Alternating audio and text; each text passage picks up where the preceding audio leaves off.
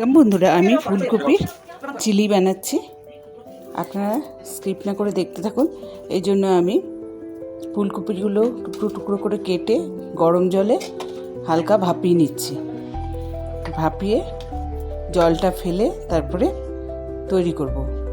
এদিকে আমি কড়াইয়ে রিফাইন্ড অয়েল দিয়েছি, আর ফুলকপির মধ্যে জল ফেলে ভাপিয়ে তুলে নিয়েছি। এর মধ্যে সামান্য নুন, হলুদ, 6 চামচ মতো cornflour, soya sauce, chilli sauce, tomato sauce সব মিশিয়ে দিয়েছি।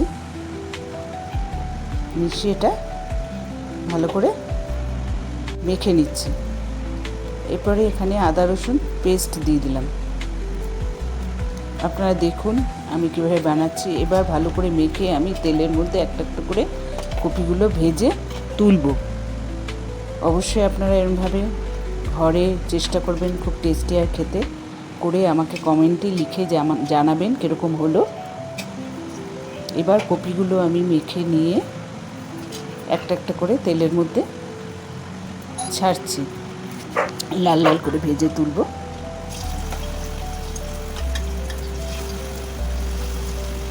আপনারা আমার আরও নতুন নতুন রেসিপি পেতে হলে অবশ্যই সাবস্ক্রাইব করবেন, লাইক শেয়ার করবেন।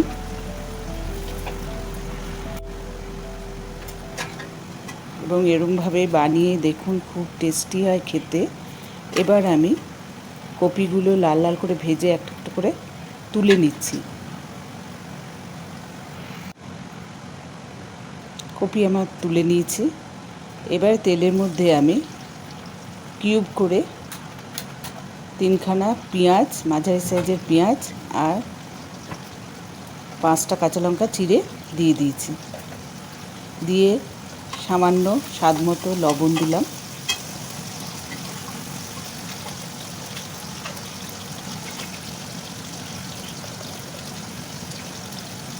এবার আমি ওই বাটিতে, যে বাটিতে আমি কপিগুলো মেখেছিলাম, ওই বাটিতে 2 চামচ মতো কর্নফ্লাওয়ার দিয়ে জল দিয়ে গুলে রেখে দিচ্ছি। ওটা আমি রান্নায় ব্যবহার করব। আর পেঁয়াজ আর কাঁচা লঙ্কা আমি ভালো করে ভাজছি।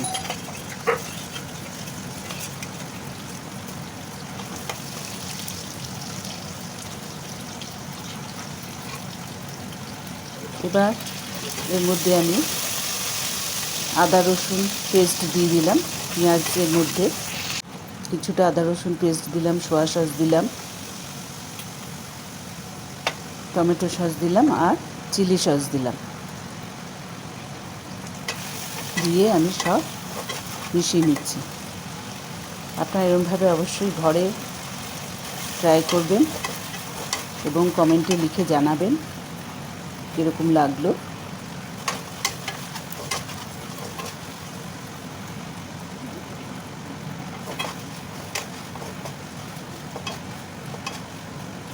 পেঁয়াজগুলো আমি ভালো করে ভেজে নিচ্ছি। এর মধ্যে আদা রসুন পেস্ট, সস, লবণ, এবার সামান্য জিরে গুঁড়ো দিয়ে দিলাম। দিয়ে আমি ভাজা কপিগুলো এর মধ্যে দিয়ে দিয়েছি। দিয়ে আমি নেড়ে চেড়ে তৈরি করছি। আর যে কর্নফ্লাওয়ারের জলটা গুলে রেখেছিলাম ওইটা ওই কপির মধ্যে দিয়ে দিলাম। দিয়ে আমি সব ভালো করে মিশিয়ে নিচ্ছি। আর একটু জল দিয়ে ওটাতে দিয়ে দিয়েছি। এটা মাখো মাখো মতো হবে। এর মধ্যে সামান্য লবণ আর একটু চিনি দিয়ে দিলাম। লবণটা কম মনে হলে আরও সামান্য একটু লবণ আর একটু সামান্য চিনি দিয়েছি, বেশি লাগবে না কারণ এটাতে টমেটো সস পড়েছে। প্রায় সামান্য জল দিয়ে দিলাম। দিয়ে এটা কিছুক্ষণের জন্য আমি লো ফ্লেমে 4-5 মিনিটের মতো ঢেকে রেখে দেবো। ঢেকে দিয়েছি আমি।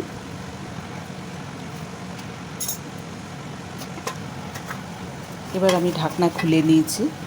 আমার চিলি, কপির চিলি তৈরি হয়ে গেছে, গোবি চিলি তৈরি হয়ে গেছে।